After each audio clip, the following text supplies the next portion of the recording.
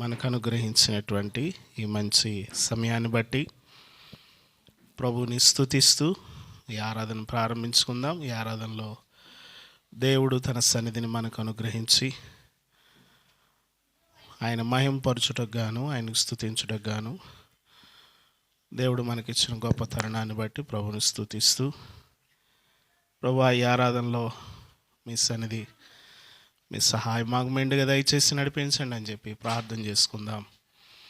మమ్మల్ని అతి మిక్కిలిగా ప్రేమించిన మా ప్రియ పరలోకపు తండ్రి, యేసుక్రీస్తు వారి నామంలో మీ పాదముల యొద్దకు వచ్చి కృతజ్ఞతాస్తుతులు తెలియచేస్తూ ఉన్నాం. ఈ ఆరాధనలో మా ప్రభువా, మా దేవ, మీ సన్నిధి మాకు తోడుగా ఉంచండి. పరిశుద్ధుడైనటువంటి దేవుడు అయిన మిమ్ములను మేము స్తుతించుటకు మా దేవ పరిశుద్ధమైన స్వరాలను దయచేయండి. ఆత్మతో సత్యంతో మిమ్మల్ని ఆరాధించుటకు మీ కృప అనుగ్రహించండి. లేఖన సత్యాలను మీరు మాకు బోధించి ఈ ఆరాధన ఓ ప్రత్యేక రీతిగా మాకు ఆశీర్వాదకరంగా చేయండి. ఈ దినము ప్రత్యేక రీతిగా మా మధ్యలో తీసుకొచ్చినటువంటి మా ప్రభు మీ దాసులు దైవజనులు జానథన్ శామ్యూల్ గారిని బట్టి హృదయమంతటితో వందనాలు తెలియచేస్తూ ఉన్నాం. ఈ ఆరాధనలో మీరు మాతో మాట్లాడి మమ్మల్ని బలపరచండి, మాకు ఆశీర్వాదకరంగా దీవెనకరంగా చేయండి. మీ సన్నిధిలో ఒక దినము గడుపుట మీ దినముల కంటే శ్రేష్టమని కీర్తనకారుడు చెప్తున్నాడు. ప్రభువా, మీ సన్నిధిలో గడిపేటువంటి సమయం మాకు మా కుటుంబాలకు ఆశీర్వాదకరంగా చేయండి. సమస్తాన్ని మీ స్వాధీనంలో ఉంచుకొని రావాల్సిన బిడ్డలను త్వరపెట్టి తోడుకొని రమ్మని మా ప్రభువును నిజ రక్షకుడు యేసుక్రీస్తు వారి నామములో అడుగుచున్నాం తండ్రి, ఆమేన్. ఉజ్జీకీర్తనల పాటల పుస్తకం నుంచి సాంగ్ నెంబర్ 27. యెహోవా నా బలమా, యథార్థమైనది నీ మార్గం, పరిపూర్ణమైనది నీ మార్గం. యెహోవా నా శత్రువులు నన్ను చుట్టినను, నరకపు పాశములరికట్టినను. నా శత్రువులు నన్ను చుట్టినను, నరకపు పాశములరికట్టినను. వరదవలే భక్తిహీనులు పోర్లిన, వరదవలే భక్తిహీనులు పోర్లిన, విడువక నన్ను ఎడబాయని దేవా, విడువక నన్ను ఎడబాయని దేవా. యెహోవా నా బలమా, యథార్థమైనది నీ మార్గం, పరిపూర్ణమైనది నీ మార్గం. యెహోవా మరణ పుటురులలో మరువక మొరలిడు, ఉన్నత దుర్గమై రక్షణ శృంగమై. మరణ పుటురులలో మరువక మొరలిడు, ఉన్నత దుర్గమై రక్షణ శృంగమై. తన ఆలయములో నా మొర వినెను, తన ఆలయములో నా మొర వినెను. అదరెను ధరణి భయకంపముచే, అదరెను ధరణి భయకంపముచే. యెహోవా నా బలమా, యథార్థమైనది నీ మార్గం, పరిపూర్ణమైనది నీ మార్గం. యెహోవా నా దీపమును వెలిగించువాడు, నా చీకటిని వెలుగుగా చేయున్. నా దీపమును వెలిగించువాడు, నా చీకటిని వెలుగుగా చేయున్. జలరాశుల నుండి బలమైన చేతితో, జలరాశుల నుండి బలమైన చేతితో వెలుపల చేర్చిన బలమైన దేవుడు, వెలుపల చేర్చిన బలమైన దేవుడు.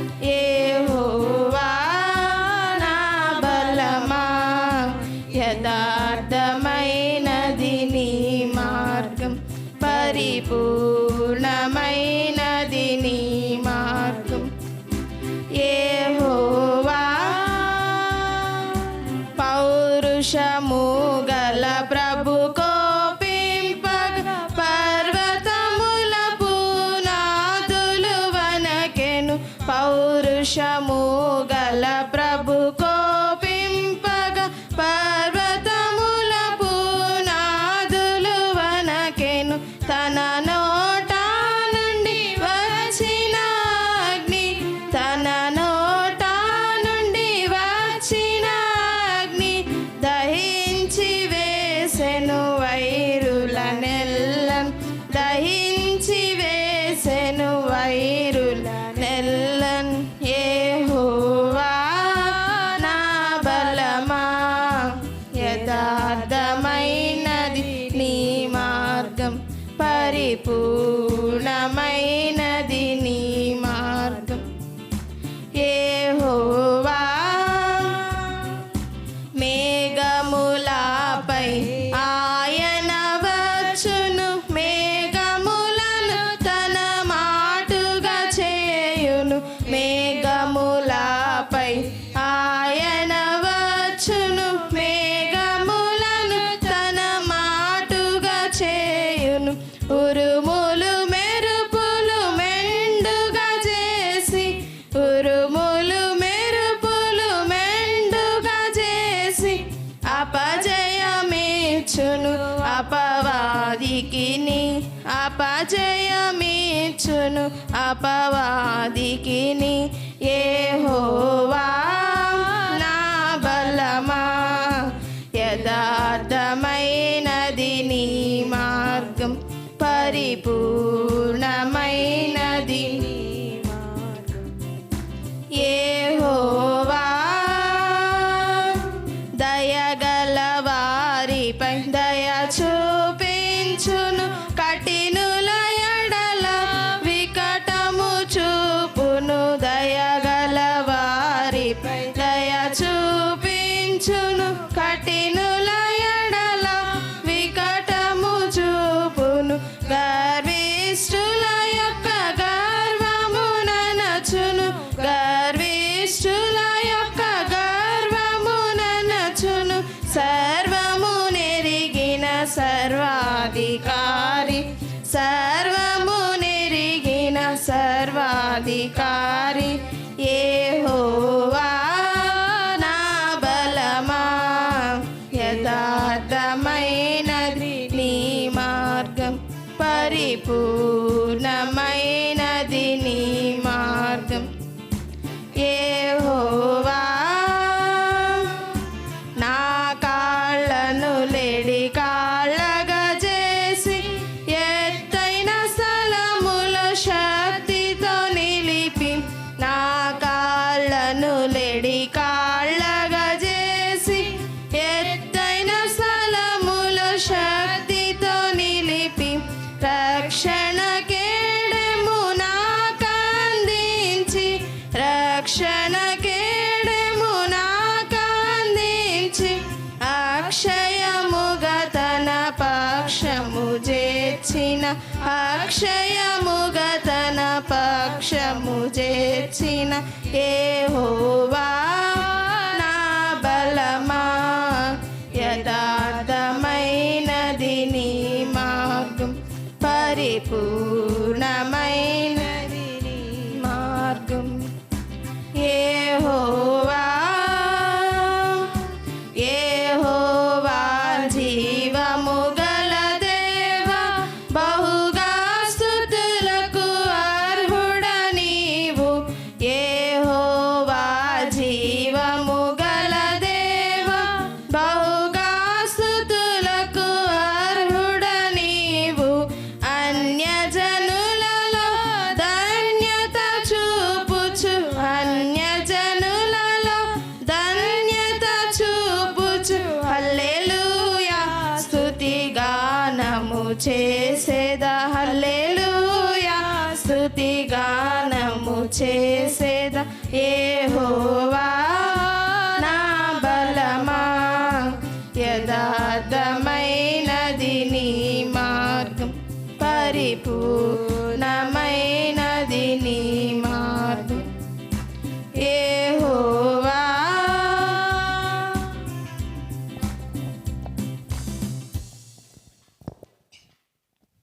Song number 33. స్వచ్ఛంద సియోను వాసి సర్వాధికారి కస్తూరి పురాసి వర్తమాన భూత భవిష్యత్కాల వాసి వర్తమాన భూత భవిష్యత్కాల వాసి అల్ఫా ఓమేగా తానే అల్ఫా ఓమేగా తానే ఆద్యంతము మన యేసే ఆద్యంతము మన యేసే స్వచ్ఛంద సియోను వాసి సర్వాధికారి కస్తూరి పురాసి ఇదిగో నేనొక నిబంధనను అద్భుతముల చేతున్ నీ ప్రజలందరి ఎదుట ఇదిగో నేనొక నిబంధనను అద్భుతముల చేతున్ నీ ప్రజలందరి ఎదుట పరిశోధింపజాలని మహా పనులెల్లా ప్రభువే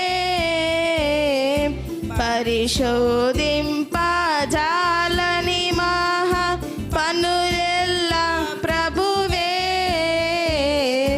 లెక్కలేని అద్భుతముల్ లెక్కలేని అద్భుతముల్ మక్కువతో చేయువాడు మక్కువతో చేయువాడు స్వచ్ఛంద సియోను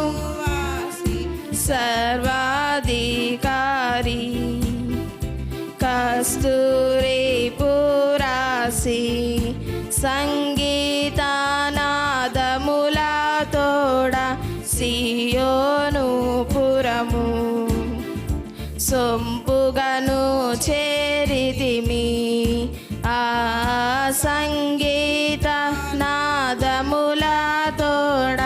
సియోను పురము సొంపుగను చేరితిమి శాశ్వత సంతోషము మా శిరములపై వెలసన్ శాశ్వత సంతోషము మా శిరములపై వెలసన్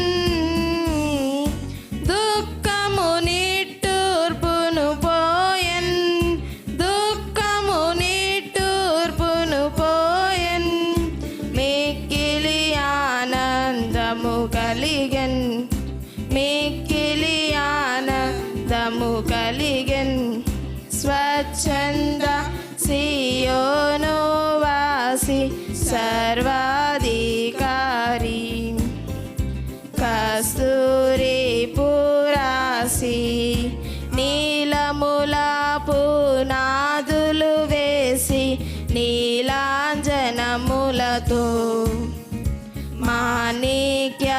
మాణిక్యమణులతో ఆ నీలముల పునాదులు వేసి నీలాంజనములతో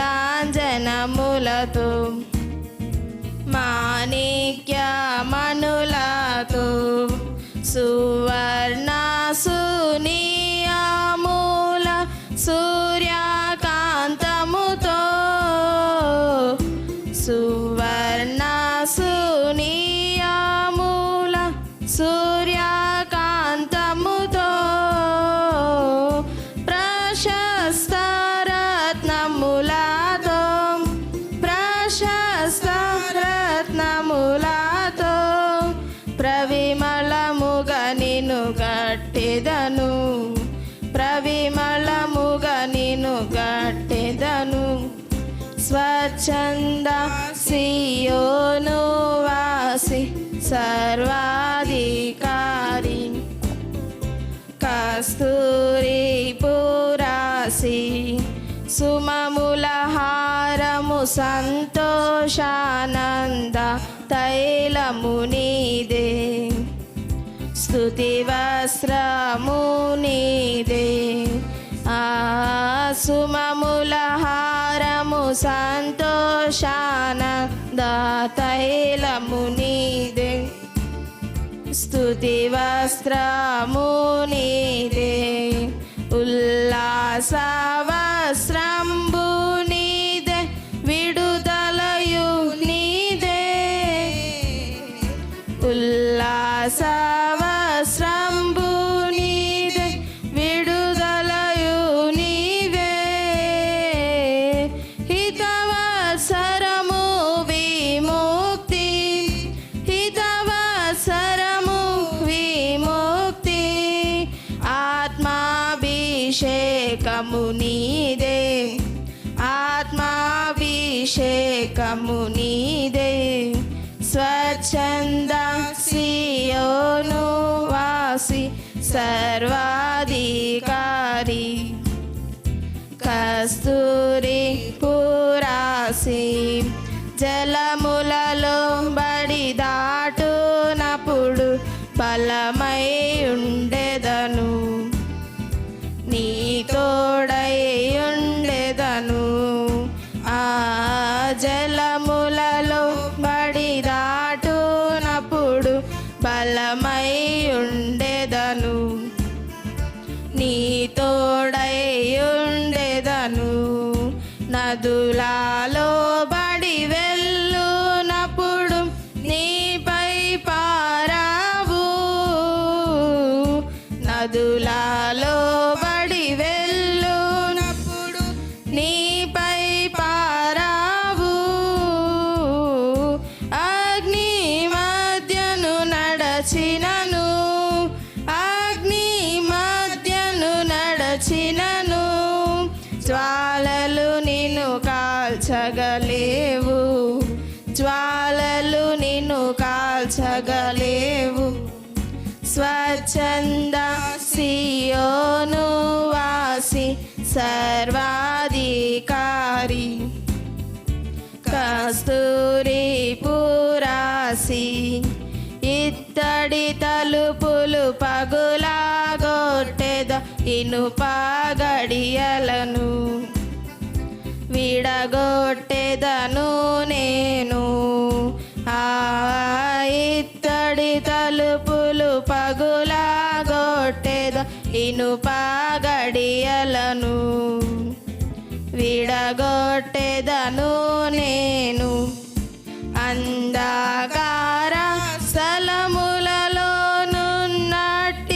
నిధులను, అంధకార స్థలములలోనున్నట్టి నిధులను.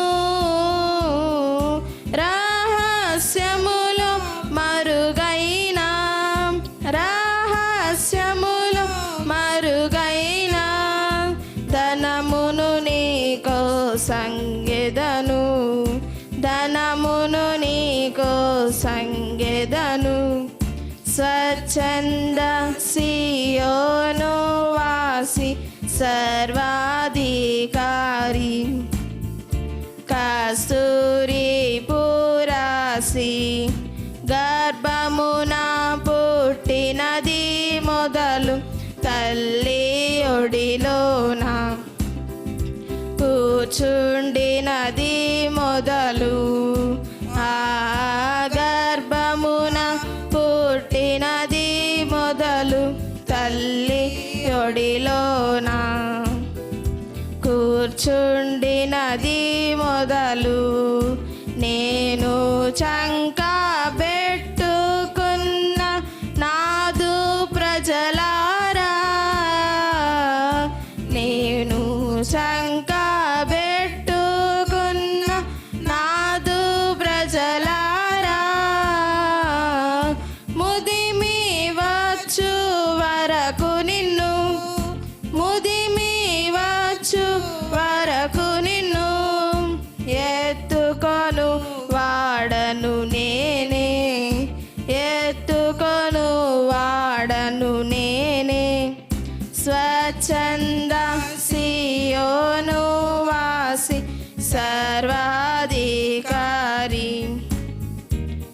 కస్తూరి పురాసి వర్తమాన భూత భవిష్యత్కాలవాసి వర్తమాన భూత భవిష్యత్కాలవాసి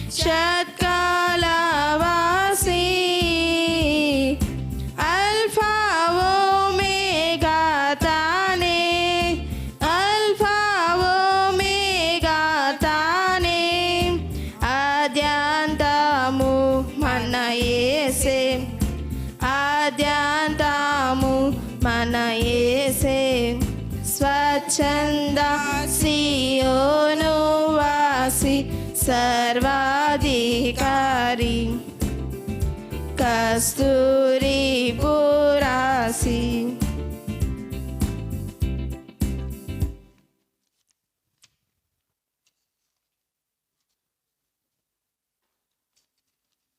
భాగము కీర్తనల గ్రంథంలో నుండి 42వ కీర్తన.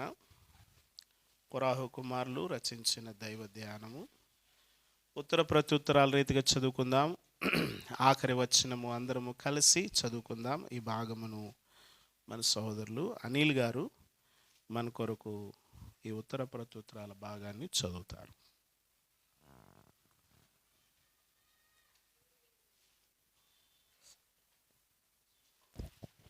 అందరికీ వందనాలండి. దుప్పు నీటి వాగుల కొరకు ఆశపడినట్లు దేవా నీ కొరకు నా ప్రాణం ఆశపడుచున్నది.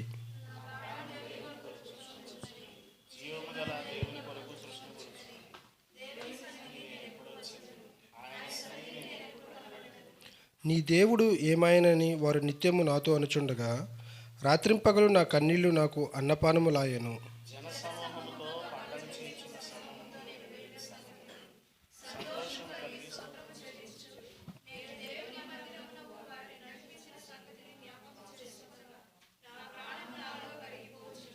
నా ప్రాణమా నీవు ఎలా కృంగి ఉన్నావు, నాలో నీవెలా తొందరపడుచున్నావు. దేవుని యందు నిరీక్షణ ఉంచుము, ఆయనే నా రక్షణకర్త అనియు నా దేవుడనియు చెప్పుకొనుచు ఇంకనూ నేను ఆయనను స్తుతించెదను.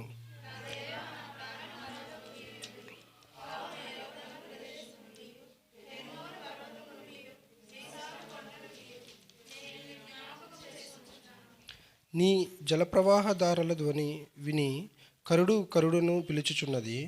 నీ అలలన్నీయు నీ తరంగములన్నీయు నా మీదుగా పొర్లిపారియున్నవి.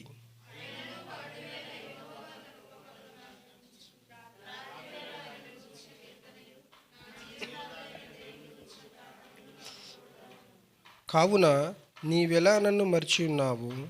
శత్రు బాధ చేత నేను దుఃఖక్రాంతుడనే సంచరించవలసి వచ్చినేమో అని నా ఆశ్రయదుర్గమైన నా దేవునితో నేను మనవి చేయుచున్నాను.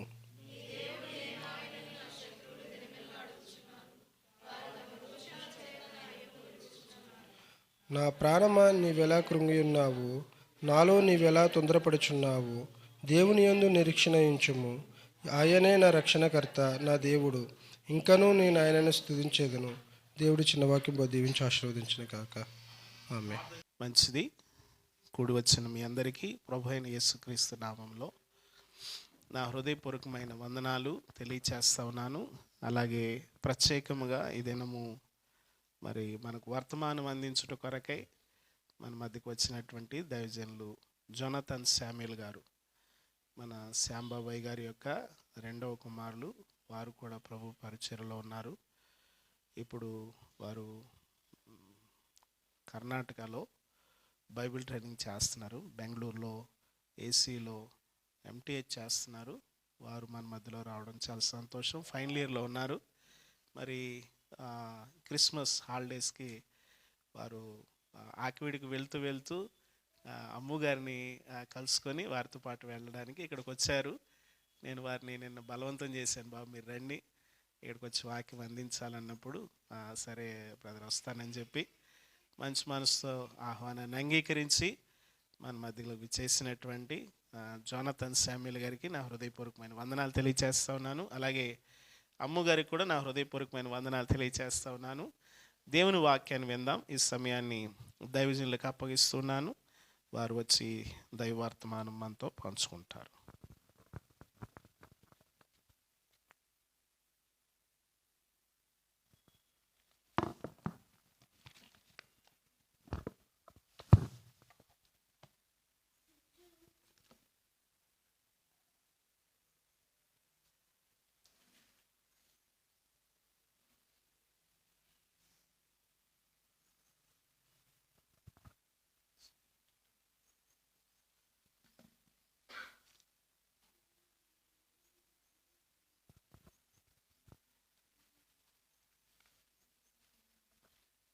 ఈ ఉదయకాల సమయంలో కూడి వచ్చిన మీ అందరికీ ప్రభువైన యేసుక్రీస్తు వారి దివ్యనామంలో నా యొక్క శుభాభివందనాలు తెలియజేస్తా ఉన్నానండి. మరి మీలో ఎంతమందికి నేను తెలుసున్నానో నాకు తెలియదు, కానీ 2018 నుండి 2021 వరకు నేను హైదరాబాద్లో ఉంటున్న దినాల్లో షాపూర్ సంఘానికి నేను అటెండ్ అయ్యేవాడిని. కొన్ని మార్లు అక్కడ ప్రీచ్ చేయడానికి కూడా మరి దైవజనులకు అవకాశం ఇచ్చేవారు. ఆ రీతిగా నా యొక్క విశ్వాస పునాది లేక వాక్యపు పునాది వాస్తవానికి చెప్పాలంటే మరి నేనంతా పెరిగిందంతా ఆకివీడు అయినప్పటికీ నా యొక్క విశ్వాస వాక్య పునాది మాత్రము షాపూర్ నగర్లోనే. నేను ప్రసంగం చేయడం ప్రారంభించింది, ప్రసంగాలు మరి అలవాటు చేసుకున్నది కూడా నేను షాపూర్ నగర్లోనే. అట్టి కృప నాకు దేవుడు నాకు అనుగ్రహించాడు. రెండవది గొప్ప ఆత్మీయతను, ప్రేమను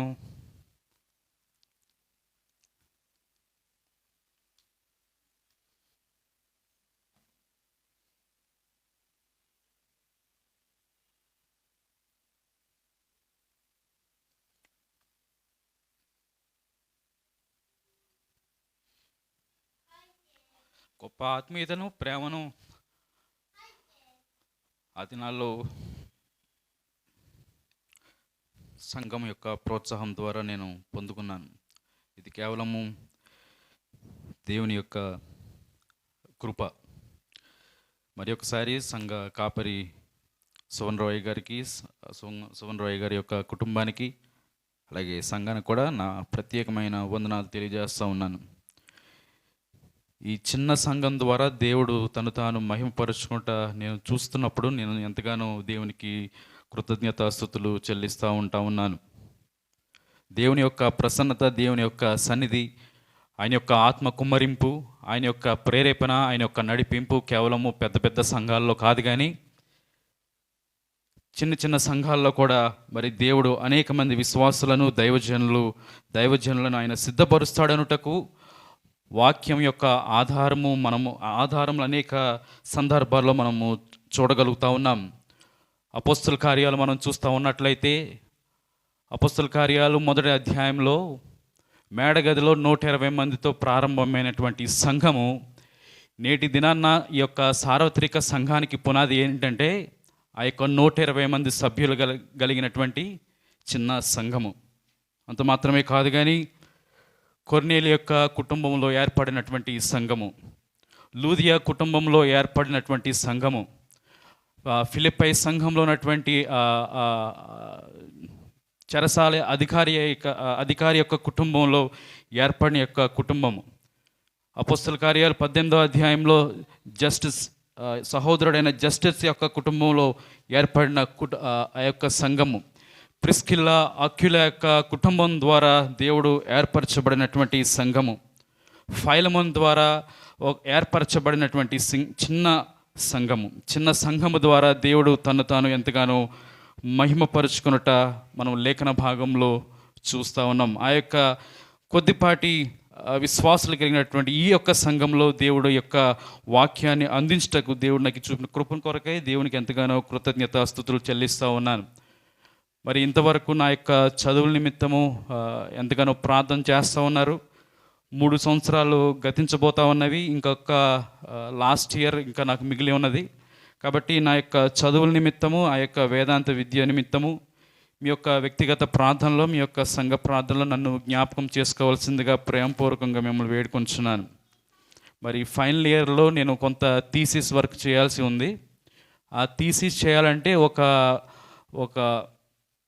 ఒక ఐడియా, ఒక వాక్యానుసారమైన ఐడియా వాళ్ళకి ప్రజెంట్ చేయాలి ప్రొఫెసర్స్ ముందు. ఆ యొక్క ఆలోచన కొరకు నేను ఎంతగానో ప్రయత్నం చేస్తూ ఉన్నాను. దేవుడు నాకు ఇంకా అది ప్రేరేపణ నాకు అనుగ్రహించలేదు. దేవుడు ఆ యొక్క ప్రేరేపణను అనుగ్రహించలాగానే దయచేసి మీరందరూ కూడా ప్రార్థన చేయండి. చదువులు చాలా కష్టతరమైన వేదాంత విద్య. మరి ఆ యొక్క సమయంలో, ఆ యొక్క సందర్భంలో దేవుడు నాకు తన యొక్క శక్తిని, బలాన్ని ఇచ్చి నడిపింపులాగా మరి మీరందరూ కూడా మీ యొక్క వ్యక్తిగత ప్రార్థనలో, మీ యొక్క సంఘ ప్రార్థనలో జ్ఞాపకం చేసుకోవాల్సిందిగా ప్రేమపూర్వకంగా మిమ్మల్ని వేడుకొనుచున్నాను. ఈ యొక్క క్రిస్మస్ దినాల్లో నేను క్రిస్మస్ వాక్యాన్ని నేను బోధించలేను, కానీ క్రిస్మస్లో ఉన్నటువంటి పరమార్థాన్ని అంతర్లీనంగా మనం ఇప్పుడు ధ్యానిస్తున్న వాక్యంలో మనం చూడగలిగే ప్రయత్నము చేయవచ్చు. యోహాన్ రాసిన మొదటి పత్రిక 5వ వచనం నుండి 10వ వచనాన్ని ఒకసారి జ్ఞాపకం చేసుకుందాం. 5వ వచనం నుండి 10వ వచనం వరకు.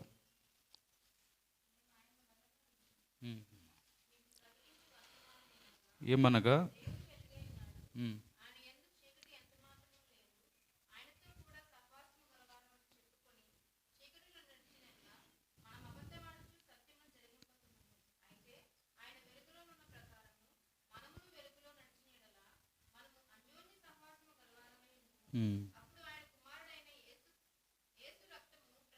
నుండి మనలను పవిత్రులుగా చేయను. మనము పాపము లేని వారమని చెప్పుకుని ఎడల మనల్ని మనమే మోసపుచ్చుకొను మరియు మనలో సత్యం ఉండదు. మన పాపములను మనము ఒప్పుకొనిన ఎడల ఆయన నమ్మదగిన వాడును నీతిమంతుడును గనుక ఆయన మన పాపములను క్షమించి సమస్త దుర్నీతి నుండి మనలను పవిత్రులుగా చేయను. మనము పాపము చేయలేదని చెప్పుకొనిన ఎడల ఆయనను అబద్ధకునిగా చేయువారమగుదుము మరియు ఆయన వాక్యము మనలో ఉండదు. చిన్న ప్రార్థన చేసుకుందాం. మహాపరిశుద్ధుడా, ప్రేమగల తండ్రి, దయగల నాయన, మరి ఒకసారి ఉదయకాల సమయంలో ఈ యొక్క ప్రత్యేకమైన దినమందు, ఈ యొక్క పునరుద్ధాన దినమందు తండ్రి, మీ యొక్క ప్రియబిడ్డలుగా మేమందరం ఈ రీతిగా చేరి తండ్రి, నీ యొక్క నామాన్ని ఘనపరుచుటకు మాకు ఇచ్చిన గొప్ప తరుణాన్ని బట్టి, ధన్యతను బట్టి వందనాలు, స్తోత్రాలు ప్రభా. నాన్న, ఈ లోకంలో మరి అనేక మందికి లేనటువంటి గొప్ప ధన్యత, రక్షణ భాగ్యాన్ని మీ ప్రియబిడ్డలైన మాకు అనుగురించినందుకు వందనాలు. నేను ఏ యోగ్యత లేని మమ్ములను, నేను పాపంలో చచ్చిన స్థితిలో ఉన్నటువంటి మమ్ములను, అపరాధంలో చచ్చిన స్థితిలో ఉన్నటువంటి మమ్ములను నీ ప్రియ కుమారుని యొక్క దివ్య ప్రేమ చేత మమ్మల్ని అందరిని కూడా రక్షించినందుకు వందనాలు ప్రభా. మా యొక్క జీవితంలో గొప్ప రక్షణ భాగ్యాన్ని మీకు అనుగురించినందుకు వందనాలు.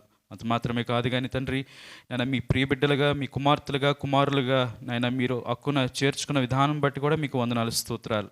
ఉదయకాల సమయంలో నాయన నీ యొక్క వాక్యాన్ని నాయన మరి వింటున్న మాకు తండ్రి గ్రహించే హృదయాలు దయచేయండి నాయన, మరి వాక్యాన్ని స్వీకరించే అనుభవాలు దయచేయండి, వాక్యానుసారమైన నడవడికి కూడా మాకు దయచేయండి ప్రభా. వాక్యాన్ని అందించున్నాను జ్ఞాపకం చేసుకునండి. నీ వాక్యాన్ని అందించడానికి ఏమాత్రం కూడా యోగ్యత లేనటువంటి వాడిని, నేను అనార్హుడను, పాపిని ప్రభా. దయచేసి నా యొక్క మాటను నీ సిలువ చాటును మరుగు చేయని ప్రభా. నీ ప్రియబిడ్డలకు ఎటువంటి వర్తమానం కావాలో అట్టి ఆత్మీయ ఆహారాన్ని మీ ప్రియబిడ్డలు అనుగ్రహించండి. ఈ చిన్న ప్రార్థన యేసునామములో అడిగి వేడుకుంటున్నాం తండ్రి, ఆమేన్. ఈ యొక్క వచ్చిన భాగాలను కనుక మనము చూసే ప్రయత్నం చేసినట్లయితే, నా యొక్క ప్రసంగ ఉద్దేశము 2 అంశాలుగా మీ ముందు ఉంచాలని నేను ఆశపడుతున్నాను. 5వ వచనం నుండి 10వ వచనం వరకు 2 ప్రాముఖ్యమైన అంశాలను మీ ముందు ఉంచాలని ఆశపడుతున్నా. క్రైస్తవ విశ్వాసులుగా, యేసు ప్రభువారిని స్వీకరించిన విశ్వాసులుగా, యేసు ప్రభువారిని వెంబడిస్తున్న విశ్వాసులుగా 2 ప్రధానమైన అంశాలను మనము గుర్తించుకోవలసిన అవసరత ఎంతైనా ఉన్నది. మొదటిదిగా దేవుని యొక్క స్వభావము, ఆయన యొక్క లక్షణములను మనము గుర్తెరిగే వారుగా ఉండాలి. దేవుడు ఎవరు, ఆయన ఎటువంటి వాడు, ఆయన ఎటువంటి స్వభావము కలిగినటువంటి వాడు, ఆయన కలిగినటువంటి ఆ యొక్క దైవికమైన లక్షణమును ఎటువంటివి అన్న అంశాన్ని మనము విశ్వాసులుగా గ్రహించే ప్రయత్నము చేయాలి. రెండవది, క్రైస్తవ విశ్వాసులుగా ఉన్నప్పటికీ పాపము యొక్క దాని యొక్క ప్రాముఖ్యత ఏ రీతిగా మానవుని యొక్క జీవితంలో కార్యసిద్ధిగా మరి తన యొక్క ప్రభావం, పాపం యొక్క ప్రభావము విశ్వాసుని యొక్క జీవితంలో ఏ రీతిగా ఉండబోతూ ఉన్నదో అన్న అంశాన్ని కూడా మనము ఒకసారి ఆలోచన చేయవలసిన వారమై ఉన్నాం. మొట్టమొదటిదిగా దేవుని యొక్క లక్షణమును మనం ఆలోచన చేయాలి. రెండవదిగా పాపం యొక్క ప్రభావము, అనగా విశ్వాసుల యొక్క జీవితంలో పాపం యొక్క ప్రభావము ఎటువంటిదో మనం ఒకసారి ఆలోచన చేయాలి. ఈ యొక్క మొదటి అధ్యాయాన్ని కనుక మనం ఆలోచన చేసినట్లయితే 2 ప్రాముఖ్యమైన అంశాలు అపోస్తలుడైన యోహాను మనకు జ్ఞాపకం చేస్తూ ఉన్నాడు. మొదటి 4 వచనాల్లో యేసు ప్రభువు వారిని జీవవాక్యముతో ఆయన పోలుస్తున్నట్లుగా చూస్తూ ఉన్నాం. యేసు ప్రభు వారిని జీవవాక్యము లేక నిత్య జీవముతో ఆయన పోలుస్తూ ఉన్నాడు. 5 నుండి 10 వచనాలు చూస్తున్నట్లయితే యేసు ప్రభు వారిని వెలుగుతో పోలుస్తున్నట్లుగా మనం చూస్తూ ఉన్నాం. మొదటి 4 వచనాల్లో జీవవాక్యముతో పోలుస్తూ ఉన్నాడు. మిగతా 5 నుండి 10 వచనాల్లో యేసు ప్రభు వారిని వెలుగుగా ఆయన పోలుస్తూ ఆ యొక్క లేఖన భాగంలో మనం చూడవచ్చు.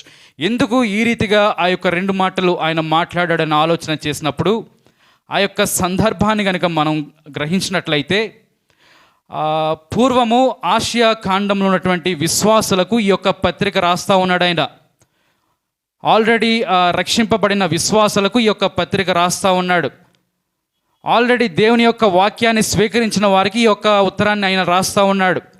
ఆల్రెడీ రక్షణను స్వీకరించిన వారికి ఈ యొక్క ఉత్తరాన్ని ఆయన రాస్తూ ఉన్నాడు. ఎందుకు రాస్తూ ఉన్నాడు అన్న ప్రశ్న కనుక మనం వేసుకోగలిగితే, సువార్తను మరి స్వీకరించిన స్థితిలో ఉన్నప్పటికీ మరి సువార్త నుంచి వారు డీవియేట్ అవ్వటం మరి అక్కడ ఆ యొక్క సందర్భంలో మనం చూస్తూ ఉన్నాం. గ్రీకు ఆ యొక్క తత్వవేదానికి వారి యొక్క స్థితిని మలుచుకున్నట్లుగా చారిత్రక ఆధారంగా మనం చూడవచ్చు. మరి ఇంగ్లీష్లో మాట ఉంటుంది, నాస్టిజం అంటారు దాన్ని. గ్రీక్ యొక్క తత్వవేదాన్ని వెంబడించిన వారిగా ఆ యొక్క రక్షింపబడిన యొక్క విశ్వాసులు ఉంటా ఉన్నారు. వారిని తిరిగి విశ్వాసంలోకి తీసుకురావడానికి, వారికి తిరిగి మరి ఆ యొక్క ఆత్మ సంబంధమైన అనుభవంలోకి తిరిగి తీసుకురావడానికి ఈ యొక్క పత్రిక వాళ్ళకి రాస్తూ ఉన్నారు. సువార్తను విడిచిపెట్టిన విశ్వాసులకు ప్రత్యేకంగా ఈ యొక్క ఉత్తరాన్ని ఆయన రాస్తూ ఉన్నాడు. ఎవరి యోహాన్ అంటే మరి జబదీ కుమారులో ఒక కుమారుడైనటువంటి వ్యక్తి ఈ యొక్క యోహాను. కాబట్టి 3 ప్రధానమైన అంశాలు 5 నుండి 10 వచనాల్లో ఒకసారి ఆలోచన చేసే ప్రయత్నం చేద్దాం.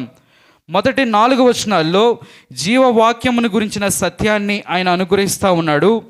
5 నుండి 10 వచనాల్లో యేసు ప్రభు వారిని వెలుగుతో పోల్చే ప్రయత్నం చేస్తూ ఉన్నాడు. 5వ వచనాన్ని ఒకసారి చదువుకుందామండి.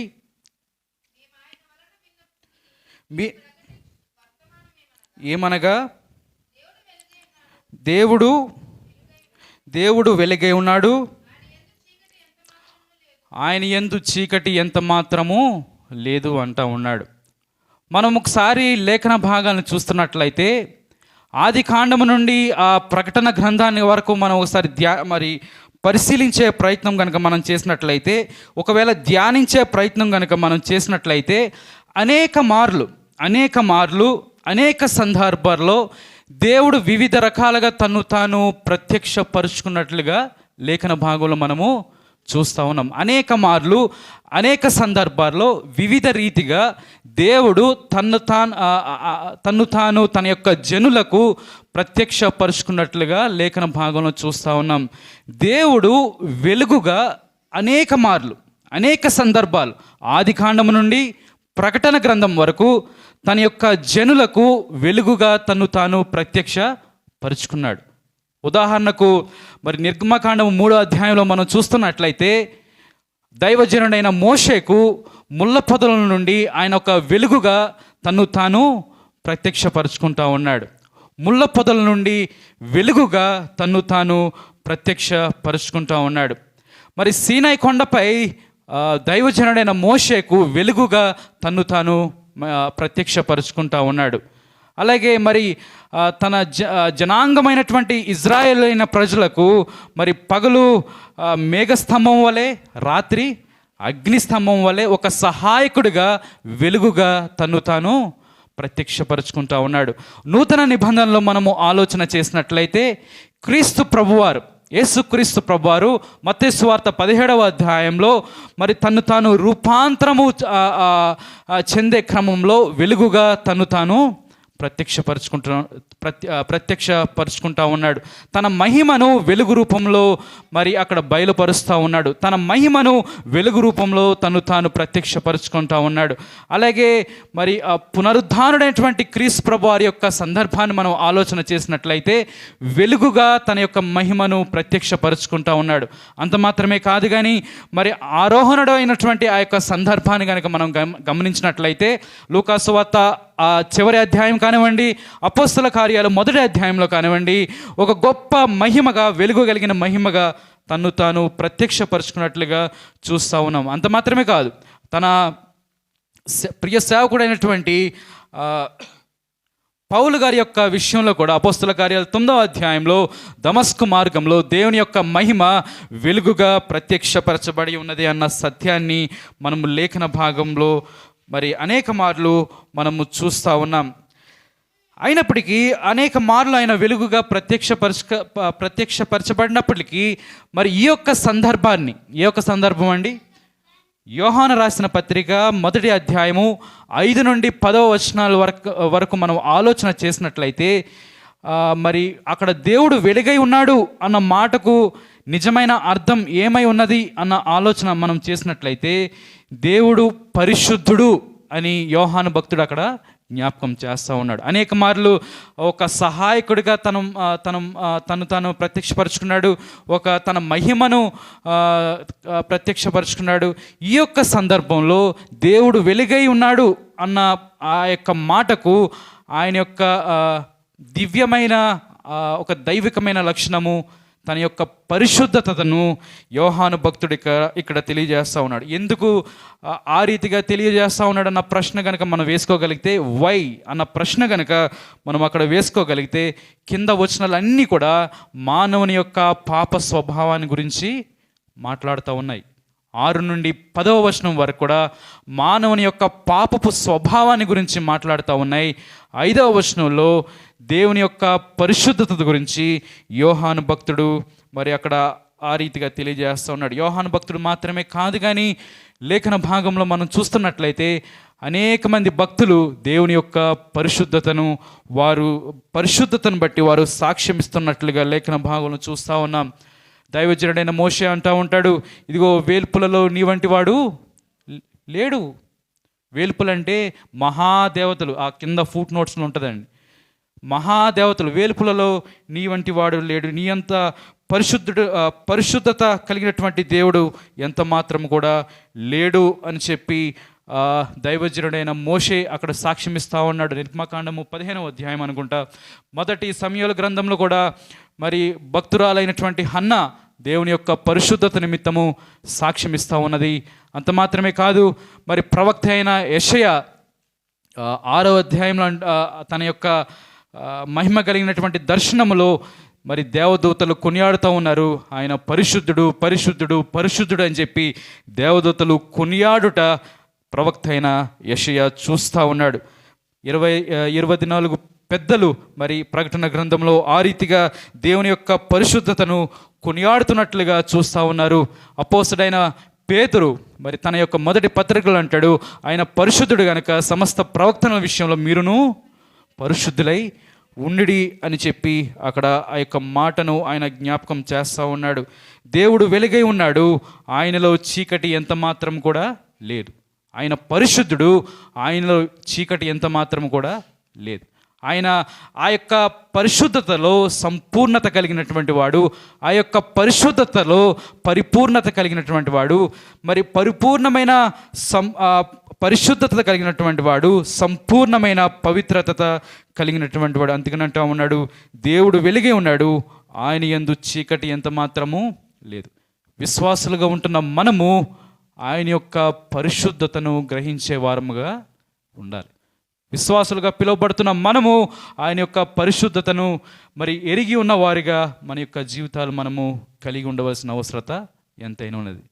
వాక్యం చదవటం మాత్రమే కాదు, వాక్యాన్ని ధ్యానించడం మాత్రమే కాదు, కానీ నిజముగా ఆ యొక్క నిశ్చయత, దేవుడు పరిశుద్ధుడు అన్న నిశ్చయత మన హృదయాల్లో మనము కలిగి ఉండవలసిన వారమై ఉన్నాం. అనేక మంది భక్తులు, గొప్ప భక్తులు, వాళ్ళు ఎంతో నీతిమంతులు, యథార్థవంతులు అయినప్పటికీ దేవుని యొక్క పరిశుద్ధత ముందు తాము తగ్గించుకున్నటువంటి అనుభవంలో వారు ఉంటూ ఉన్నారు. అనేక మంది భక్తులను మన లేఖన భాగంలో మనం చూస్తూ ఉన్నాం.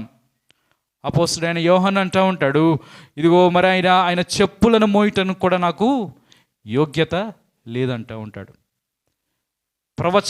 మరి ఆ పాత నిబంధన ప్రవచనాల ద్వారా మరి ఏర్పాటు చేయబడినటువంటి దైవజనుడు బాప్తిస్మిచ్చు యోహాను. పాపం విషయంలో, మరి మారు మనసు విషయంలో మరి ఎంతగానో లోతైన నిశ్చయత కలిగి ప్రజలను దేవుని తట్టు తిప్పే ప్రయత్నము, అటువంటి బాధ్యత, అటువంటి సేవ చేస్తున్నటువంటి వాడు బాప్తిస్మిచ్చు యోహాను. దేవుని విషయంలో వచ్చేసరికి, ఆయన యొక్క పరిశుద్ధత విషయంలో వచ్చేసరికి అంటూ ఉన్నాడు, ఇదిగో ఆయన చెప్పులను మోయటానికి కూడా నేను అర్హుడను కాదంటూ ఉన్నాడు.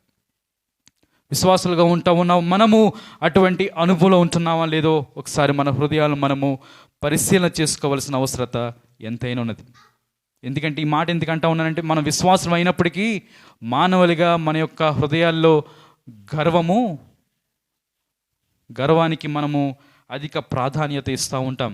నెబుకద్నెజరు ఆ రీతిగానే గర్వంతో నిండినవాడై, ఇదిగో ఈ పట్టణం అంతా నేనే నిర్మించానన్న ఒక గొప్ప గర్వంతో ఆయన నిండి ఉంటున్న సందర్భంలో దేవుడు గొప్ప శిక్షను, ఉగ్రతను నెబుకద్నెజరు రాజుపై పంపించినట్లుగా చూస్తా ఉన్నాం. దేవుని యొక్క పరిశుద్ధతను ఎరిగిన వాడిగా లేడు. దేవుని యొక్క పరిశుద్ధతను, ఆయన యొక్క పవిత్రతను ఎరిగిన వాడిగా లేడు. తన యొక్క గర్వము చేత, తన యొక్క ఆత్మీయమైన గర్వము చేత తన యొక్క పతనాన్ని చూసిన వాడిగా ఉంటా ఉన్నాడు. విశ్వాసాలుగా ఉంటున్న మనము ఏ స్థితిలో ఉన్నప్పటికీ దేవుని యొక్క పరిశుద్ధతను మనం ఎరిగే స్థితిలో మనము ఉండవలసిన వారమై ఉంటా ఉన్నాం. దేవుని సన్నిధిలో ఉంటున్న మనము, నేను పాపిని, ఆయన పరిశుద్ధుడు అన్న ఒక నిశ్చయత మనము కలిగి ఉండాలి. తన ప్రియ కుమారుడు, ఆత్మీయ కుమారుడైన తిమోతికి అపోస్తుడైన పౌలు రాస్తూ ఈ రీతిగా అంటూ ఉన్నాడు, తెలియక నేను అవిశ్వాసముతో పాపము చేసి తిని నేను కనికరింపబడితేనని చెప్పి తన సాక్ష్యాన్ని కుమారుడైనటువంటి, తన ఆత్మీయ కుమారుడైనటువంటి తిమోతితో పంచుకుంటూ ఆ మాట ఆఖరి భాగంలో అంటూ ఉంటాడు, ఇదిగో పాపంలో పాపుల్లో నేను ప్రధానం అని చెప్పి తను సాక్ష్యము ఇస్తూ ఉన్నాడు. మరి మనందరికీ ఆయన యొక్క జీవితాన్ని చూసినప్పుడు మనందరికీ ఒక విషయం మనము గ్రహించగలుగుతాం. ఆయన గొప్ప దైవజనుడిగా మనం చూస్తూ ఉన్నాం. ఆయన గొప్ప యథార్థవంతుడిగా మనం చూస్తూ ఉన్నాం. ఆయన ఒక గొప్ప నీతిమంతుడిగా మనం చూస్తూ ఉన్నాం. అయినప్పటికీ దేవుని యొక్క పరిశుద్ధత ముందు పౌలు ఏమంటా ఉన్నాడు, పాపులలో నేను ప్రధానం అంటా ఉన్నాడు.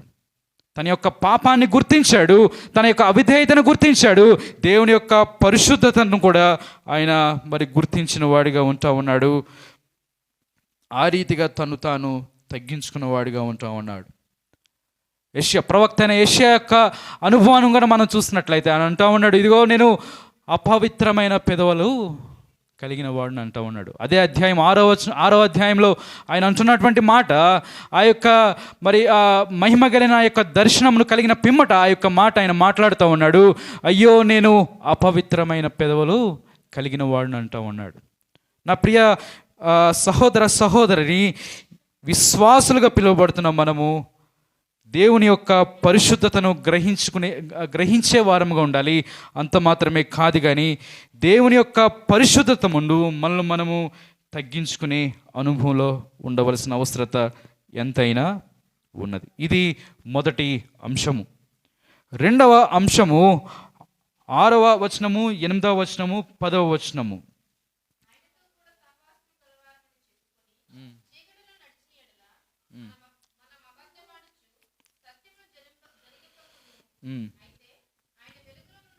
ఆరో వచనం అండి. నెక్స్ట్ 8వ వచనము, 10వ వచనం.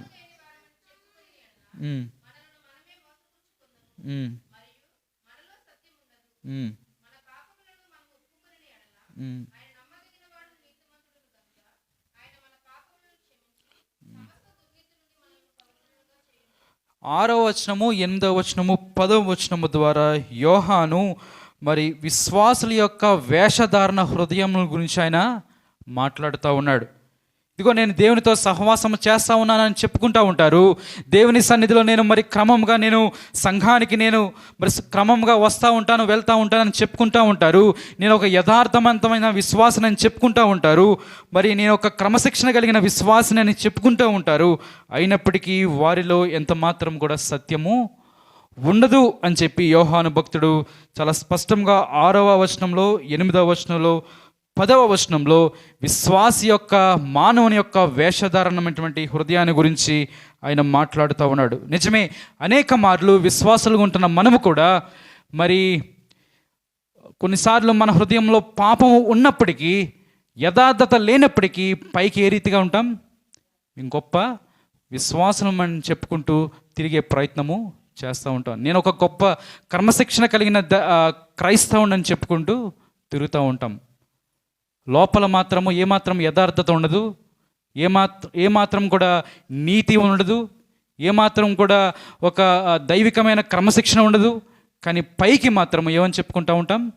నేను గొప్ప విశ్వాసిని, క్రమశిక్షణ కలిగిన క్రైస్తవుడను, క్రమశిక్షణ కలిగినటువంటి క్రైస్తవ బిడ్డను, నేను ఎంతో ప్రార్థనాపరుడును, లేఖనం పట్ల నేను గొప్ప లోతైన అనుభవం కలిగిన ఉన్న వాడిని చెప్పి పైకి గొప్ప సాక్ష్యాలు చెప్తూ ఉంటారు. కానీ లోపల మానవుని యొక్క హృదయము, విశ్వాసి యొక్క హృదయము వేషధారణ కలిగినటువంటి హృదయం అని చెప్పి 6, 8, 10 వచనాల్లో యోహాను భక్తుడు జ్ఞాపకం చేస్తూ ఉన్నాడు. 6వ వచనాన్ని చూసినట్లయితే, ఆయనతో కూడా సహవాసం గలవారమని చెప్పుకొని చీకటిలో నడిచిన ఎడల మనం అబద్ధమాడుచు సత్యమును జరిగింపకుందుము. ఆయనతో సహవాసం గలవారమని చెప్పుకొనుచు, ఆయనతో సహవాసం గలవారమని అట్టి సాక్ష్యాన్ని ఇస్తూ కూడా చీకటిలో నడిచే అనుభవం ఉన్నట్లయితే దాని పర్యవసానం ఏంటండి? మనము అబద్ధమాడుచు సత్యమును జరిపించుకుందాం. నేను ఎంటెక్ చదివే దినాల్లో, వైజాగ్లో ఎంటెక్ చదివే దినాల్లో నేను ఒక లూథరన్ సంఘానికి నేను హాజరయ్యేవాడిని అండి. 2 సంవత్సరాలు నేను లూథరన్ సంఘానికి నేను హాజరయ్యేవాడిని. అక్కడ యవనస్తులు కొంతమంది రెగ్యులర్గా వాళ్ళు ప్రభు బలలో పాల్గొనే అటువంటి పరిస్థితులు నేను చూసేవాడిని. సంఘంలో ఉన్నటువంటి యవనస్తులు ఒక 10-15 మంది యవనస్తులు క్రమం తప్పకుండా ప్రతి ఆదివారము బల్లారాధన ఉంటుంది. ఆ బల్లారాధనలో వారు ఏం చేసేవారంటే, ప్రతి బల్లారాధనలో క్రమశిక్షణగా వాళ్ళే ముందుకొచ్చి ఆ యొక్క బల్లారాధనలో పాల్గొనడం నేను చూశాను. అది వాస్తవానికి వారి యొక్క చీకటి జీవితం ఏంటో కూడా నాకు వ్యక్తిగతంగా తెలుసు. వారు ఎంతగానో ఆ తాగుడికి బానిస అయిపోయినటువంటి స్థితి. కొంతమంది సిగరెట్స్ కాల్చడం కూడా నేను చూడడం జరిగింది. వాళ్ళు భయంకరమైన తాగుబోతులు, భయంకరమైనటువంటి లోకానుసారమైన జీవితాన్ని అవలంబించే వ్యక్తులు. కానీ పైకి మాత్రము నేను ఒక క్రమశిక్షణ కలిగినటువంటి దైవికమైన విశ్వాసిని అని చెప్పుకుంటూ ఏమాత్రము కూడా దేవుని యొక్క భయం లేకుండా వారు ఏం చేస్తూ ఉన్నారు? దేవుని బల్లారాధనకు వచ్చి ఆయన యొక్క రక్తంలో, ఆయన యొక్క శరీరంలో పాలు పంపులు పొందుకుంటూ ఉన్నారు. వారు అబద్ధం ఆడుతూ ఉన్నారు. రెండవది, వారి సత్యాన్ని జరిపించలేని స్థితిలో ఉంటా ఉన్నారు. బైబిల్లో దావీదు యొక్క అనుభవాన్ని మనం చూస్తున్నట్లయితే, బెత్షెబా విషయంలో పాపం చేశాడు, ఆ పాపాన్ని కప్పే ప్రయత్నం చేస్తూ ఉన్నాడు. అలాగే ఊరియా విషయంలో కూడా వాస్తవాన్ని కప్పిపుచ్చే ప్రయత్నం చేశాడు. అదే తర్వాత అధ్యాయంలో ప్రవక్త అయిన నాతాను వచ్చినప్పుడు ఏమీ ఎరగనట్లుగా యథార్థవంతమైన తీర్పునిచ్చే ప్రయత్నము చేస్తూ ఉన్నాడు. ఒక ఉపమానము నాతాను చెప్పిన పిమ్మట యథార్థవంతంగా తీర్పునిచ్చే ప్రయత్నము చేస్తూ ఉన్నాడు. దాని ముందు అధ్యాయంలో ఎంత భయంకరమైన స్థితిలో దావీదు ఉన్నాడో ఒకసారి మనం ఆలోచన చేయవలసిన వారమై ఉన్నాం. పాపం విషయంలో కప్పిపుచ్చే ప్రయత్నం చేస్తూ ఉన్నాడు. అబద్ధం ఆడే విషయంలో తన యొక్క వాస్తవాన్ని కప్పిపుచ్చే ప్రయత్నం చేస్తూ ఉన్నాడు. తన లోపల తన హృదయం అంతా అబద్ధముతో నిండి ఉన్నటువంటి సందర్భాన్ని మనం చూస్తూ ఉన్నాం. తన హృదయం అంతా కూడా లోపల ఏమాత్రము యథార్థత లేని వారిగా ఉంటున్నట్లుగా మనం చూస్తూ ఉన్నాం. 8వ వచనం అండి.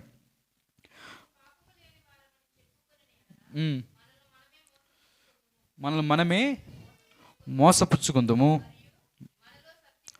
మరియు మనలో సత్యం ఉండదు. మనము పాపం లేని వారమని చెప్పుకున్న ఎడల మనమే మోసపుచ్చుకుందాము. పౌలు భక్తుడు చాలా స్పష్టంగా రోమీయులకు రాసిన పత్రిక 3వ అధ్యాయంలో అంటూ ఉంటాడు కదా, నీతిమంతుడు లేడు ఒక్కడను, మనందరం కూడా పాపులమే. ఆ యొక్క సత్యాన్ని మనము గ్రహించే ప్రయత్నం చేయాలి. చిన్న పాపం విషయంలో కూడా మనము కప్పిపుచ్చే ప్రయత్నం మనము చేయకూడదు. అబ్రహాం చేసిన పని ఏంటి? అబ్రహాము ఆదికాండం 20 అధ్యాయంలో గెరారు రాజు అయినటువంటి అబీమెలెకు విషయం దగ్గర మరి సారా విషయంలో తన భార్య అయిన సారా విషయంలో చిన్న అబద్ధము తను మరి ఆ యొక్క వాస్తవాన్ని, తన భార్య అన్న వాస్తవాన్ని కప్పిపుచ్చే ప్రయత్నము చేశాడు. చిన్న అబద్ధాన్ని కూడా, మరి చిన్న వాస్తవాన్ని కూడా ధైర్యంగా చెప్పలేక దాన్ని కప్పిపుచ్చే, అబద్ధము ద్వారా కప్పిపుచ్చే ప్రయత్నము చేశాడు. సత్యాన్ని కప్పిపుచ్చే ప్రయత్నం చేశాడు. తండ్రి వంటి వాడే కుమారుడు కూడా. తండ్రి వంటి వాడే కుమారుడు. ఆదికాండం 20 అధ్యాయంలో తండ్రి ఏ రీతిగా తన యొక్క భార్య విషయంలో అబద్ధమాడాడో గెరారు రాజు వద్ద, గెరారు జనుల వద్ద కుమారుడు ఏం చేశాడు? ఆ రీతిగానే సత్యాన్ని కప్పిపుచ్చే ప్రయత్నం చేశాడు. రెబెకా విషయంలో ఇస్సాకు ఏం చేశాడండి?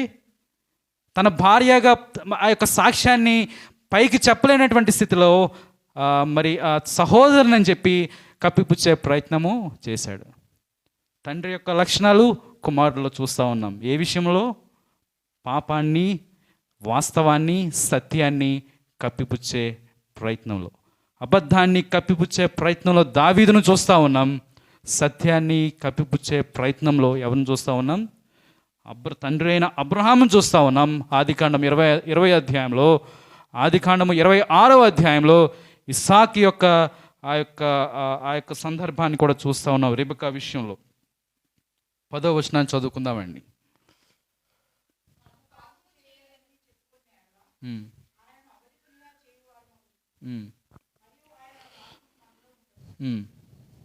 మనం పాపము చేయలేదని చెప్పుకున్న ఎడల ఆయనను అబద్ధికునిగా చేయువారు మగుదుము. ఇది అంతిమ చివరి ఘట్టము.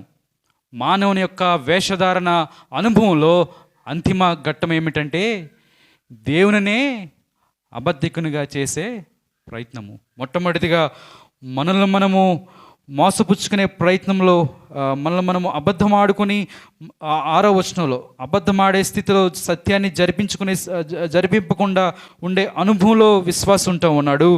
2వ ఘట్టము 8వ వచనంలో మోసపరుచుకునే అనుభవంలో ఉంటా ఉన్నాడు.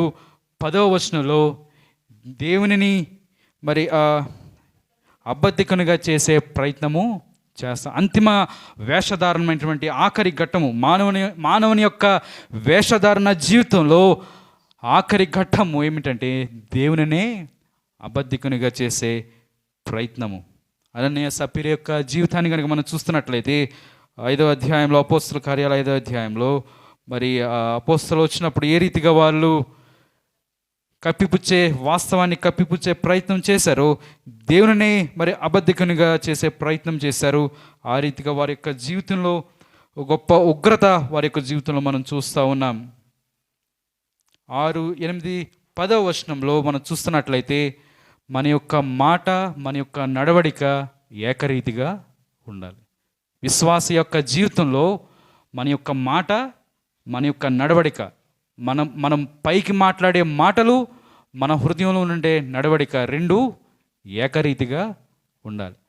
మొదటి 5వ వచనంలో దేవుని యొక్క పరిశుద్ధతను మనం గ్రహించే వారము ఉండాలి. రెండవది 6, 8, 10వ వచనముల ద్వారా మన యొక్క మాట, మన యొక్క నడవడిక ఏకరీతిగా ఉండవలసిన అవసరత ఎంతైనా ఒక విశ్వాసికి ఉంది అన్న సత్యాన్ని మీ ముందు ఉంచాలని నేను ఆశపడతా ఉన్నా. ఆఖరిగా 3వ అంశము, పాపము యొక్క ప్రభావాన్ని మనము గుర్తెరిగే ప్రయత్నము చేయాలి. లోకస్తుల సంగతి వదిలేయండి, విశ్వాసులుగా ఉంటున్న మనము విశ్వాసి యొక్క జీవితంలో పాపం యొక్క ప్రభావము ఏ రీతిగా ఉంటుందో ఆ యొక్క అంశాన్ని మనము గ్రహించే ప్రయత్నము చేయాలి. మొట్టమొదటిది దేవుని యొక్క దైవికమైన లక్షణం, ఆయన యొక్క పరిశుద్ధతను ఎరిగే వారిగా ఉండాలి. రెండవది మన మాట, మన నడవడిక ఏకరీతిగా ఉండాలి. మూడవది ఆఖరిది పాపం యొక్క ప్రభావము, దాని యొక్క వాస్తవికతను మనము గుర్తెరిగే ప్రయత్నము చేయాలి. 7వ వచనము అలాగే 9వ వచనాన్ని మనం చదువుకుందాం.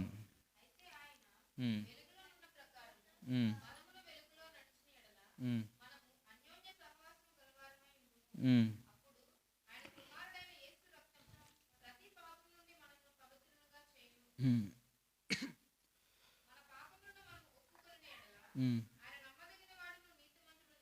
నీతిమంతుడు కనుక ఉమ్. ఉమ్. 7వ వచనం 9వ వచనానికి మనం చూసినట్లయితే పాపం యొక్క ప్రభావము దాని యొక్క వాస్తవికతను గుర్తెరిగే వారిగా ఉండాలని చెప్పి యోహాను భక్తుడు ఆ యొక్క విశ్వాసులకు, సువార్త నుండి తప్పిపోయినటువంటి విశ్వాసులకు ఆయన రాస్తూ ఉన్నాడు. అయితే ఆయన వెలుగులో ఉన్న ప్రకారం మనమును వెలుగులో నడిచిన ఎడల, అనగా ఆయన పరిశుద్ధుడిగా ఉంటున్నటువంటి ప్రకారము మనము మన యొక్క ప్రవక్తన విషయంలో పరిశుద్ధతలో నడిచిన ఎడల మనము అన్యోన్య సహవాసం గల వారమై ఉందుము. అప్పుడు ఆయన కుమారుడైన యేసు రక్తము ప్రతి పాపము నుండి మనలను పవిత్రులుగా చేయను. ఎందుకు ఆ మాట మాట్లాడాడు? ఆయన కుమారుడైన యేసు రక్తం ప్రతి పాపం నుండి పవిత్రులుగా చేయనని చెప్పి విశ్వాసులతో ఆ మాట ఎందుకు మాట్లాడుతూ ఉన్నాడు? ఆ యొక్క మాట ఎవరికి వర్తిస్తుంది? పాపులకు వర్తిస్తుంది. మరి విశ్వాసులకి ఎందుకు ఆ మాట మాట్లాడాడు? ఆల్రెడీ మరి వాక్యాన్ని స్వీకరించిన వారు, మరి అప్పటికే రక్షణను అంగీకరించిన వారు, వాక్యాన్ని స్వీకరించిన వారు, మరి విశ్వాసులతో ఎందుకు ఈ రీతిగా మాట్లాడుతూ ఉన్నాడు? యేసుప్రభు వారి యొక్క రక్తం మన పాపం నుండి విమోచన కలుగు చేయని చెప్పి విశ్వాసులతోనే ప్రత్యేకంగా ఎందుకు ఈ రీతిగా మాట్లాడుతూ ఉన్నాడు? మనం ఒక విషయాన్ని గమనించాలి. మనం రక్షింపబడినప్పటికీ, మనము మారు మనసు పొందినప్పటికీ, మనం దేవుని బిడ్డలుగా స్వీకరించబడినప్పటికీ, మన దేవుని యొక్క కుమారులుగా కుమార్తెలుగా స్వీకరించబడినప్పటికీ, మన యొక్క గతించిన జీవితాన్ని విడిచిపెట్టి నూతన జీవితంలో ప్రవేశించినప్పటికీ ఇంకను ఆ యొక్క పాపపు స్వభావం మానవుని యొక్క జీవితంలో ఉంటుందన్న సత్యాన్ని ఆ యొక్క మాట ద్వారా యోహాను భక్తుడు జ్ఞాపకం చేస్తూ ఉన్నాడు. ఆదాం యొక్క శరీరాన్ని మనము ధరించిన వారిగా ఉంటా ఉన్నాం. విశ్వాసం అయినప్పటికీ ఆదాం యొక్క పాపపు ఆ యొక్క శరీరాన్ని, స్వభావాన్ని మనము ధరించిన వారిగా ఉంటా ఉన్నాం. ఆదాం యొక్క పాపాన్ని, శరీరాన్ని మనము ధరించిన వారిగా ఉంటా ఉన్నాం. ఆయన కుమారుడైన యేసుక్రీస్తు ప్రతి పాపం నుండి మనం పవిత్రులుగా చేయనంటూ ఉన్నాడు. 9వ వచనంలో మన పాపులను మనం ఒప్పుకొని ఎడల ఆయన నమ్మదగినవాడు, నీతిమంతుడు కనుక మన పాపములను క్షమించి సమస్త దుర్నీతి నుండి మనలను పవిత్రులుగా చేయనంటూ ఉన్నాడు. మనం విశ్వాసం అయినప్పటికీ మనం పాపపు స్వభావం చేత నింపబడిన వారం. మనము విశ్వాసులుగా మన యొక్క జీవితాల ద్వారా సాక్ష్యమిస్తూ ఉన్నప్పటికీ ఎక్కడో ఒక మూల, ఎక్కడో ఒక చోట మన హృదయాల్లో ఆ యొక్క పాపపు స్వభావం ఇంకా నిండి ఉంది. ఏ రీతిగా, ఏ రూపములైనా, కోపం ద్వారా, లేకపోతే అసూయ ద్వారా, కలహాల ద్వారా, అనేక కోణాల్లో నుంచి చూస్తున్నట్లయితే ఇంకనూ పాపం యొక్క స్వభావాన్ని మనము ధరించుకున్న వారిగా ఉంటా ఉన్నాం.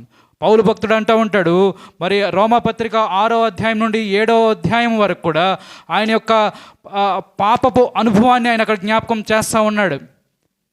మనకు తెలిసి ఆయన గొప్ప దైవజనుడని మనము మరి లేఖనం భాగం ద్వారా చూస్తూ ఉన్నాం. గొప్ప అపోస్తలుగా మనం ఆయన చూస్తూ ఉన్నాం. గొప్ప దైవజనుడిగా చూస్తూ ఉన్నాం. గొప్ప యథార్థవంతుడిగా చూస్తూ ఉన్నాం. గొప్ప నీతిమంతుడిగా చూస్తూ ఉన్నాం. కానీ రోమీలకు రాసిన పత్రిక 6-7 అధ్యాయాల్లో మనం చదువుతున్నట్లయితే మానవుని యొక్క హృదయాల్లో పాపపు స్వభావం ఏ రీతిగా ఇంకనూ నిండి ఉన్నదో అక్కడ అపోస్తలుడైన పౌలు జ్ఞాపకం చేస్తూ ఉన్నాడు. ధర్మశాస్త్రాన్ని ఆధారం చేసుకొని పాపము ఏ రీతిగా మరి వ్యాప్తి చెందుతూ ఉన్నదా అని చెప్పి అపోస్తలుడైన పౌలు అక్కడ జ్ఞాపకం చేస్తూ ఉన్నాడు. అందుకనే అంటాడు ఆయన, ఇదిగో నేను చేయదలిచినవి చేయలేకపోతా ఉన్నాను, నేను చేయలేనివి నేను చేస్తూ ఉన్నాను అని చెప్పి ఆయన అక్కడ మాట్లాడుతూ ఉన్నాడు. ఆయన యథార్థవంతుడు, ఆయన దైవజనుడు, అనేక సంఘాలు అప్పటికే కట్టి ఉన్నాడు. అయినప్పటికీ పాపం విషయంలో, పాపం యొక్క ప్రభావం విషయంలో, పాపం యొక్క వాస్తవికత విషయంలో ఆయన సంపూర్ణమైన గ్రహింపు ఆయన కలిగి ఉన్నాడు. అయ్యో నేను ఎంత దౌర్భాగ్యుడను అని చెప్పి అపోస్తలుడు అది రోమాపత్రిక 6వ అధ్యాయం 7వ వచనంలో, 7వ అధ్యాయంలో, ఆ 2వ అధ్యాయంలో ఆయన సాక్ష్యం ఇస్తూ ఉన్నాడు. మానవుడు ఏ రీతిగా ఆదాం యొక్క స్వభావాన్ని ఇంకా ధరించుకున్న స్థితిలో ఉంటా ఉన్నాడు. అపోస్తలుడైన పౌలు అక్కడ 6వ అధ్యాయంలో, 7వ అధ్యాయంలో అక్కడ జ్ఞాపకము చేస్తూ ఉన్నాడు. అయ్యో నేనెంత దౌర్భాగ్యుని అంటా ఉన్నాడు. ఇదిగో మరి నా శరీరంలో ఏదియూ మంచి లేదంటా ఉన్నాడు. నిజమే, విశ్వాసులుగా ఉంటున్న మనము ఆ యొక్క సత్యాన్ని మనము గ్రహించాలి.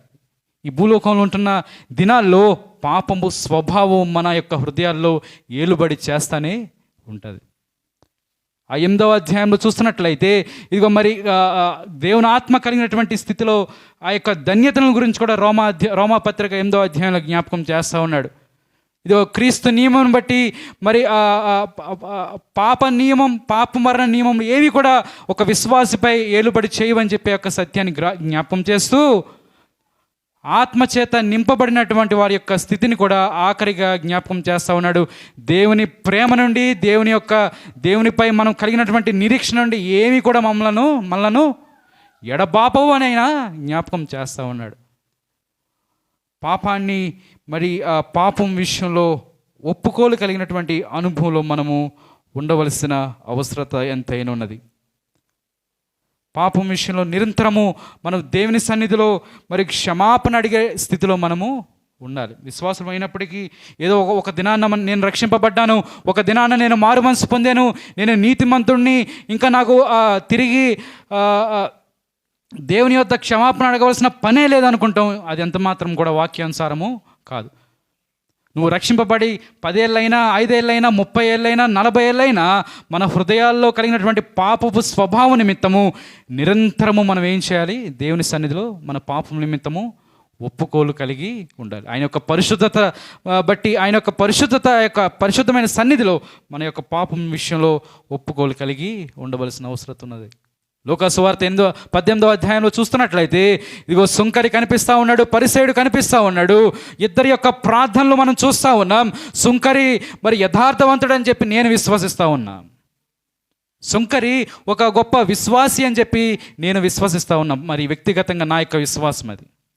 ఓ పక్కన పరిసయ్యుడు కనిపిస్తూ ఉన్నాడు, మరి ఎంతగానో ప్రైడ్, ఒక గర్విష్టమైన హృదయాన్ని అతను కలిగి ఉన్నాడు. ఓ పక్కన సుంకరి తన యొక్క ప్రార్థనలు మనం చూస్తున్నట్లయితే తన్ను తాను తగ్గించుకొని రొమ్ము కొట్టుకొని దేవుని యొక్క క్షమాపణ ఆయన వేడుకుంటూ ఉన్నాడు. హి వాజ్ ఎ బిలీవర్. ఆయన ఒక విశ్వాసి అని నేను విశ్వసిస్తూ ఉన్నా. ఆయన యొక్క మరి ఆ విధానం చూస్తున్నట్లయితే, ఆయన ప్రార్థన చేస్తున్న ఆ విధానం చూస్తూ ఉంటే నా యొక్క నమ్మకము, నా యొక్క విశ్వాసం ఏంటంటే ఆ యొక్క సుంకరి నాకు తెలిసి ఒక యథార్థవంతుడు, ఒక విశ్వాసి అయినప్పటికీ తన యొక్క పాపముల నిమిత్తము దేవుని సన్నిధిలో తన్ను తాను తగ్గించుకొని రొమ్ము కొట్టుకొని తన యొక్క పాపం నిమిత్తము క్షమాపణ అడుగుతున్నట్లుగా చూస్తూ ఉన్నాం. పరిసయ్యుని యొక్క ప్రార్థన మనం చూస్తున్నట్లయితే స్వలాభము నిమిత్తము పరిసయ్యుడు అక్కడ ప్రార్థన చేస్తూ ఉన్నాడు. సుంకరి మాత్రము తన పాపం నిమిత్తము దేవుని యొక్క పరిశుద్ధత ముందు తను తాను తగ్గించుకొని ప్రార్థన మరి తన పాపం విషయంలో ఒప్పుకోలు కలిగి ఉన్నటువంటి వాడిగా సుంకరి యొక్క జీవితాన్ని మనం చూస్తూ ఉన్నాం. ఈ దినాల్లో క్రైస్తవులుగా ఉంటున్నాం మనము. ఇదిగో నేను ఒక దినాన రక్షింపబడ్డాను, నేను పాపం విషయంలో క్షమాపణ అడగవలసిన అవసరత లేదనుకునే అటువంటి స్థితిలో ఒకవేళ మనం ఉన్నట్లయితే సుంకరి యొక్క ప్రార్థన ఒక గొప్ప ఉదాహరణగా మనకు కనిపిస్తూ ఉంది. నువ్వు విశ్వాసమైనా సరే, నేను విశ్వాసి అయినా సరే, మనమందరం విశ్వాసమైనా సరే, ప్రతిదినము ఎల్లవేళలా అనుక్షణము మన పాపం విషయంలో ఆయన యొక్క పరిశుద్ధత ముందు మనం తగ్గించుకొని ఏం చేయాలి? పాపం విషయంలో ఒప్పుకోలు మనము కలిగి ఉండవలసిన వారమై ఉన్నాం. 3 ప్రధానమైన అంశాలను మనం జ్ఞాపకం చేసుకున్నాం. ఒకటి, దేవుడు వెలుగే ఉన్నాడు, అనగా ఆయన పరిశుద్ధుడు. ఆయన యొక్క పరిశుద్ధత ఎదుట, ఆయన యొక్క పరిశుద్ధత ముందు మనం చేయవలసిన పనులు ఏమిటంటే మనము పాపిగా గుర్తించాలి. 2, మన యొక్క పాపం నిమిత్తము ఒప్పుకోలు కలిగి ఉండాలి. ఇది నాన్న అట్టి అనుభవంలో నీవు నేను మనమందరం ఉంటున్నామో లేదో మన హృదయాలు మనం ఒకసారి పరిశీలన చేసుకుందాం. అట్టి కృపాధన్యత త్రియేక దేవుడు నాకును మీకును మనందరికీ అనుగ్రహించి నడిపించునుగాక. ఆమేన్. చిన్న ప్రార్థన చేసుకుందాం.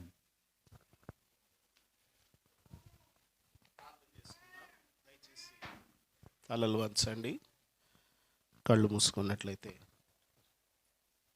చిన్న ప్రార్థన చేసుకుందాం. దేవుని యొక్క పరిశుద్ధతను దైవజనుల ద్వారా మనం వింటూ వచ్చాం. మనం ఎటువంటి వారమో, మన స్థితిగతులు ఎలాంటివో జ్ఞాపకం చేయబడ్డాయి. ఆయన పరిశుద్ధత ముందు మనం నిలబడాలంటే, ఇదిగో మన ముందు చేసిన భక్తుల ప్రార్థనలు చూసినప్పుడు మోషే అంటున్నాడు, నీ ముఖ కాంతిలో నా రహస్య పాపం కనబడుతుంది. ప్రభువా, ఇదిగో నీ కాంతి దగ్గరకు వచ్చినప్పుడు, నీ వెలుగు దగ్గరకు వచ్చినప్పుడు, నీ పరిశుద్ధత దగ్గరకు వచ్చినప్పుడు ప్రభువా, నా బలహీనత నాకు అర్థమవుతుందని చెప్పి మోషే భక్తుడు ప్రార్థన చేస్తున్నాడు. దేవుని యొక్క తేజస్సు ఎదుటికి వచ్చినటువంటి యెషయా, నేను అపవిత్రమైన పెదవులు గలవాడని అంటున్నాడు. దేవుని ఎదుట, ఆయన వెలుగు ఎదుట పడిపోయినటువంటి సౌలు అదిగో గుడ్డివాడుగా మారిపోయి నేను పాపిని అని చెప్పేసి అంటున్నాడు. దేవుని యొక్క పరిశుద్ధత ముందు వచ్చినటువంటి మనం, ఆయన పరిశుద్ధత ముందు నిలబడినటువంటి మనం ఎటువంటి వారమో మనం జ్ఞాపకం చేసుకోవాలి. సహవాసము గలవారమని చెప్పుకొని, పాపము లేని వారమని చెప్పుకొని, పాపము చేయలేదని చెప్పుకొని మన జీవితాన్ని కొనసాగించినట్లయితే ఆయన వాక్యము మనలో ఉండదు. నోరు తెరిచి ప్రార్థన చేస్తావా? ప్రభువా, నాకు ఇచ్చినటువంటి మీ వాక్య భాగాలను బట్టి మిమ్మల్ని స్తుతిస్తూ ఉన్నాం. ప్రభువా, నీ పరిశుద్ధత ముందు, నీ వెలుగు ముందు, నీ తేజస్సు ముందు ప్రభువా మేము నిలబడ్డానికి తగిన వారం కాము. యోహాను భక్తుడు అంటున్నాడు, నేను ఆయనను చూడగా నేను ఆయన పాదములు ఎదుట చచ్చిన వాని వలె పడితేనని చెప్పేసి మాట్లాడుతూ ఉన్నాడు. ఆయన ఎదుట మనల్ని మనం తగ్గించుకొని, మనల్ని మనము విరగొట్టబడిన వారుగా మనల్ని మనం చేసుకొని ఆయన సన్నిధిలో పరిపూర్ణంగా తగ్గించుకోవాల్సిన వారమై ఉన్నాం. దేవా, జీవవాక్యమును మా ఎదుటకు తీసుకుని వచ్చావు. మాకు అందించిన వాక్యాలను బట్టి స్తోత్రాలు ప్రభువా. వాక్యానుసారముగా నా హృదయాన్ని కట్టుకోవడానికి మీకు సహాయం చేయండి. మనం పాపం లేని వారమని చెప్పకూడదు. నోరు తెరిచి ఏ స్థితిలో అవిధేయత, ఏ స్థితిలో పొరపాటు, ఏ స్థితిలో దేవునికి దూరమైనటువంటి పరిస్థితులు ఉన్నాయో వాటిని దేవుని ఎదుట న్యాయముగా ఒప్పుకొని, నాయనా నన్ను క్షమించు ప్రభువా, ఈ సంవత్సరపు చివరిలో కూడా ఎదుగు అటువంటి దుర్గంధంతో ఇంకా బ్రతకనియద్దు ప్రభువా.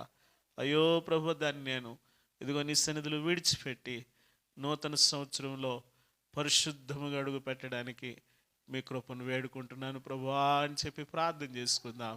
మహాపరిశుద్ధుడు అయిన మా తండ్రి, ప్రేమ కలిగిన నాయన, దయగలిగిన మా ప్రభువా, వేల్పులలో నీ వంటి వాడెవడు ప్రభువా? పరిశుద్ధతను బట్టి నీవు మహనీయుడు స్వామి. నాయనా, నీ పరిశుద్ధత మాకు మరొకసారి జ్ఞాపకం చేయబడింది. నాయనా, నీ పరిశుద్ధత ఎదుట మేము నిలబడలేం ప్రభువా. నాయనా, నువ్వెంత గొప్ప దేవుడు. ఆయన ఇదిగో యెషయా గ్రంథంలో మేము చూస్తూ ఉన్నాం, ఆయన పరిశుద్ధుడు పరిశుద్ధుడు పరిశుద్ధుడని గాన ప్రతిగానములు విన్న యెషయా అపవిత్రుడని మాట్లాడుతున్నాడు. మా దేవా, నువ్వెంత గొప్ప దేవుడు. మహామహిమను విడిచావు ప్రభువా. నాయన, ఈ భూమి మీదకి మా కొరకు వచ్చావు ప్రభువా, మా కొరకు విరగొట్టబడ్డావు ప్రభువా. నాయన, నిత్య జీవములో మాకు భాగ్యం ఇవ్వడానికి నిన్ను నీవు రిక్తునిగా చేసుకున్నావు ప్రభువా. మీ ప్రేమ కొరకే స్తోత్రాలు. మా దేవా, ఇంత ప్రేమ కలిగిన దేవుడు మేము వేరెక్కడ కనుగొనలేము స్వామి. మా శిరములు మీ పాదములు ఎద్దు పెట్టి మా హృదయం అంతటితో మీ స్తుతులు తెలియచేస్తూ ఉన్నాం. వాక్యం అందించిన మీ దాసుల్ని మీరు బలపరచండి ప్రభువా. మా సహవాస నాయకులు, మా ఆత్మీయ తండ్రి అయ్యా, పెద్దవారైపోయారు అయ్యా, ఆయన వంగిపోయారు ప్రభువా.